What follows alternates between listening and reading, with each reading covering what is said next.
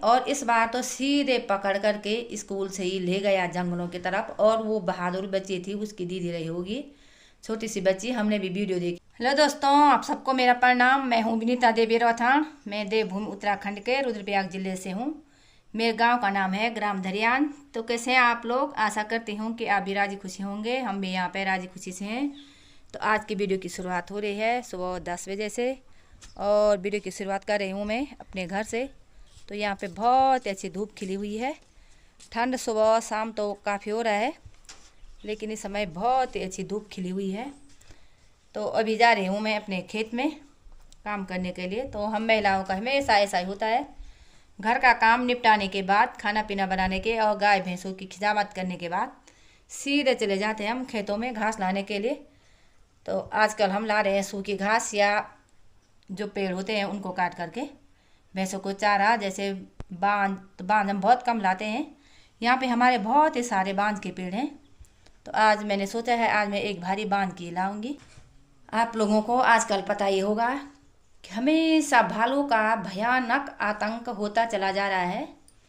तो परसों ही कुछ दिन पहले हमारे गांव में भालू आए थे, और भालू फंसा था तारवाड़ की जाली पे। और उसके बाद भी, पहले भी और बाद भी 2 भालू जंगल में देखे गए थे, और वो महिलाओं की तरफ भागा भी था। और एक दिन पहले तो वो रास्ते पे लेटे हुए थे, तो हमारे जंगल से हमारी कोई भूली आ रही थी पतीला लेकर, तो वो उस पर झपटने लग गए थे। तो उसी समय पता नहीं उसके साथ बचा रहा होगा या क्या, तो वो नीचे की तरफ चले गए। और फिर से आजकल आप लोग देख होंगे कि हमारे गांव की महिलाएं थाली रखी हुई है उन्होंने अपने पास, और जंगल जाने के लिए थाली को बजाते हैं। तो महिलाएं आजकल झुंड में ही जा रही हैं जंगल। लेकिन अब आज तक तो जंगलों में डर था, और आजकल तो अब घर में भी डर ही हो गया। आप लोगों ने घटना सुनी होगी पोखरी की, हरिशंकर स्कूल की।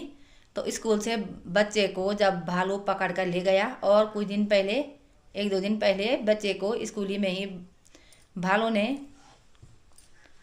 घसीटा था। इस बार तो सीधे पकड़ करके स्कूल से ही ले गया जंगलों की तरफ। और वो बहादुर बच्ची थी, उसकी दीदी रही होगी, छोटी सी बच्ची, हमने भी वीडियो देखी थी होगी और सुना भी होगा।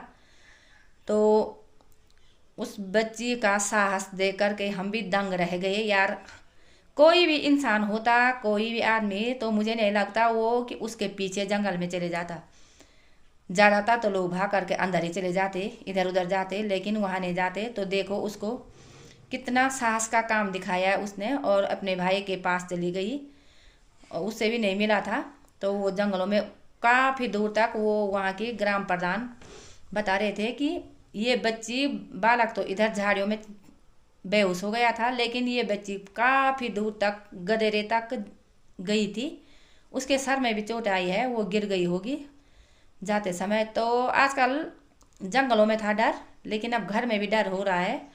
तो वहाँ की महिलाएं, जैसे दीदी बुली रिश्तेदार हमारे भी हैं, तो वो बता रहे हैं कि हम 8 बजे तक चाहे बर्तन मांजे या ना मांजे, खाना बनाया गया तो बनाया गया, और अंदर ही खाने के लिए ले जा रहे हैं, सीधे अंदर चले जा रहे हैं। बाहर रहने का तो काम ही नहीं, और किचन में भी नहीं रहते हैं शाम को देर रात तक। बहुत जल्दी खाना पीना खा करके वो लोग सोने के लिए अपने कमरों में चले जाते हैं, क्योंकि इतना आतंक है भालुओं का। आज तक जंगलों था, तो अब तो घर में ही आ गए। घर से भी बाहर निकलना मुश्किल हो गया है। और आप लोगों को पता है कि हम लोग यहाँ पे बहुत ही अकेले रहते हैं। तो हमारे यहाँ मकान के आगे पीछे पूरे बांज के ही पेड़ हैं, सीधे पूरी बांज की छे है, घना घोर जंगल है बांज का। तो इन बांजों पे ज़्यादा भालू आते हैं लिखवाल खाने के लिए, क्योंकि आजकल लिखवाल बहुत ही ज़्यादा हो रखे हैं। और सुअर भी आते हैं, सुअर जो नीचे गिरे होते हैं लिखवाल, उनको खाते हैं।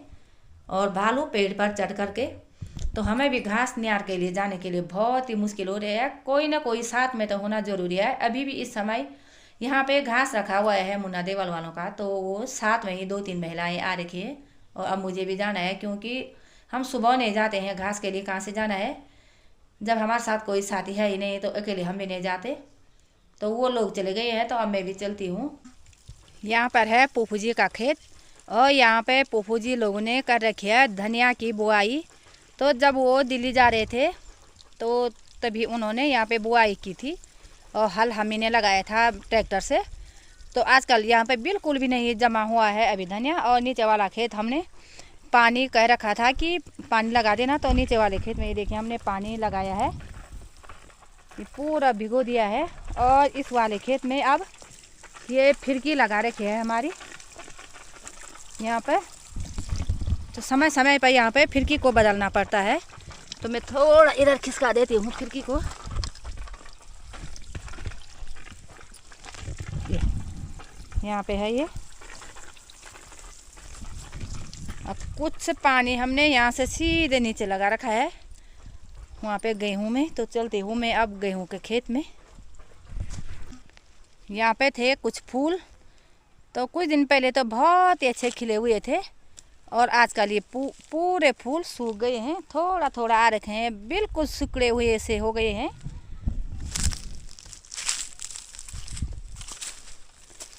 बिना पानी के ये देखिए सिकुड़ गए हैं बिल्कुल से, और बहुत ही अच्छे फूल हैं ये। तो हम इनको गढ़वाली में यूनिया फूल कहते हैं, जो आजकल यून का महीना लगा हुआ है सर्दियों का, तो आजकल खिलते हैं ये फूल। और इनको आजकल पानी की बहुत ही ज़्यादा ज़रूरत होती है। जैसे फूलों में पानी डालेंगे तो बहुत ही अच्छे खिले रहते हैं और काफ़ी देर तक हरे भरे रहते हैं। यहाँ पे हैं पूरे खेत फूफू जी के। तो इस बार हमने फूफू जी के खेतों में गेहूं की बुआई कर रखी है। गेहूं तो बहुत ही अच्छे जम रखे हैं, लेकिन बरसात ना आने के कारण पूरे गेहूं पीले हो गए हैं। और हमने थोड़ा सी मेहनत की है, तो घर से हमने पानी लगाया है। और ये देखिए यहाँ पे यहाँ इतना सा पानी हो रखा है यहाँ पे। और ये पाइप लगाया हुआ है हमारा, यहाँ से सीधे काफ़ी ऊपर से लगाया हुआ है, सीधे ऊपर जो बड़ा सा पेड़ दिख रहा है, तो यहाँ से लगाया हमने। ये ज्वाइंट कर रखा है यहाँ से सीधे। और यहाँ खेतों में गेहूँ बहुत ही अच्छे जमे हुए थे। और आजकल यहाँ पे घसियारों का आना बराबर लगातार ही चालू है, तो पूरे गेहूं के खेत बर्बाद कर देते हैं ये घसियारे लोग भी। तो इसलिए हमने यहाँ पे बहुत बाढ़ कर रखी है। ये देखिए तार का पूरा गुच्छाई लगा दिया है। आजकल नहीं चलते हैं इस रास्ते से। और ये हैं पूरे खेत हरे भरे से हो रखे थे, लेकिन काफ़ी ये पीले हो गए हैं बहुत ही ज़्यादा। ये देखिए हरे नहीं हैं, पीले से हो गए हैं गेहूँ, और जमे हुए बहुत ही अच्छे हैं। एक खेत ये है, दूसरा खेत ये है, और तीसरा ये। अब काफ़ी नीचे तक एक बहुत बड़ा खेत नीचे भी है। तो वहाँ दूर तक जो हरियाली दिख रही है वो हमारे खेत है। सामने पे हमारे खेतों में हमने वहाँ पर पानी लगाया है, वो अपने खेत हैं हमारे 2-3 जगहों पे, तो हमने उन पे पानी लगाया है। और कल की वीडियो में आप लोगों ने देखा होगा, वहाँ भी हमारे गेहूँ बहुत ही बड़े बड़े हो रखे हैं, काफ़ी हरे भरे हैं। तो वहाँ पर हमने पानी लगा रखा था। पे ला रखी है मेरी रस्सी, दरांती और थमाली भी। तो अब चलती हूँ मैं घास काटने के लिए। वहाँ पे पेड़ भी हैं और सूखी घास भी है, तो देखती हूँ क्या क्या काटा जाता है। तो वहाँ पे जाती हूँ। और यहाँ नीचे डंगवाल गाँव वालों की बकरियाँ आ गई हैं, तो गदेरे में काफ़ी नीचे आप लोगों को सुनाई दे रहा होगा, यहाँ से दिखाई तो नहीं दे रहा।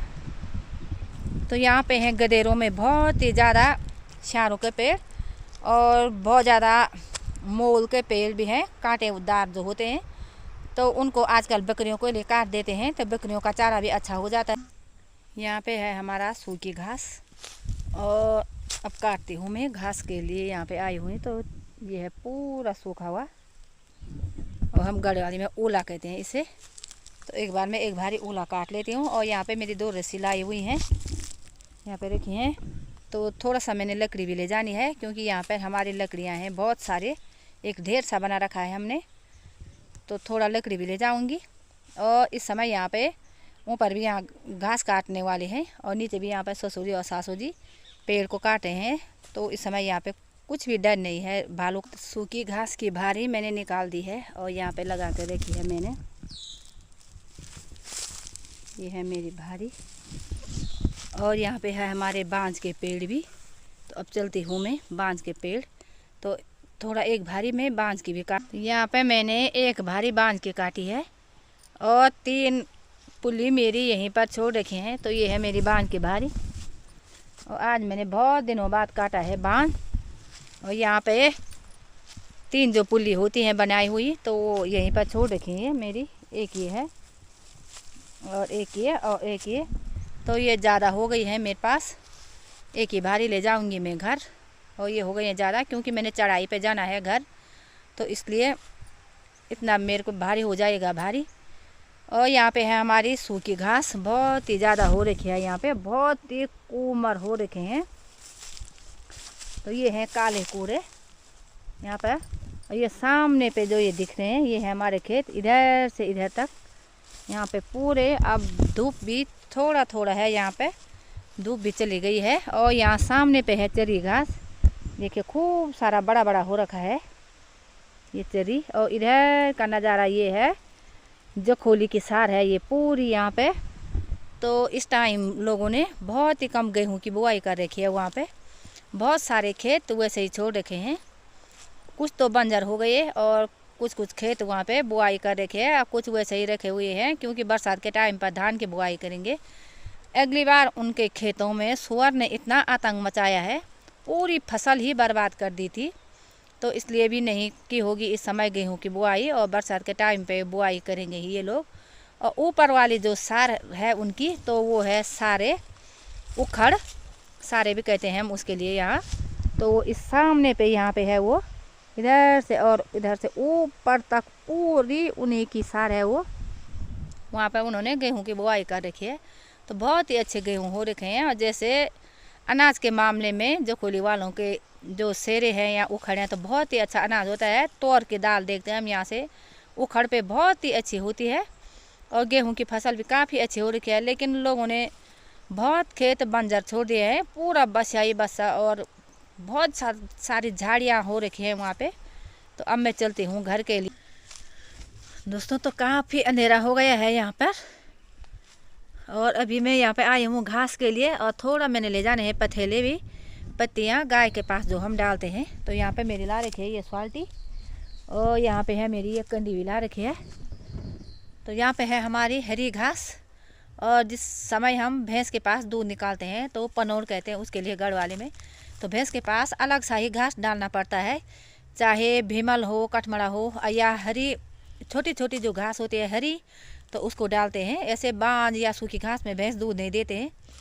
तो ये भी निकालनी है मुझे। और थोड़ा यहाँ पे हमारा पेड़ है एक काफल का, ये देखिए बहुत बड़ा पेड़ है यहाँ पे, अंधेरे के कारण नहीं दिख रहा है।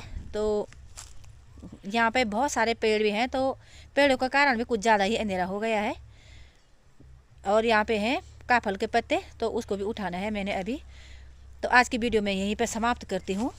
आप लोगों को हमारी वीडियो कैसी लगती है कमेंट में ज़रूर बताएं, और वीडियो को लाइक, शेयर और सब्सक्राइब ज़रूर करें।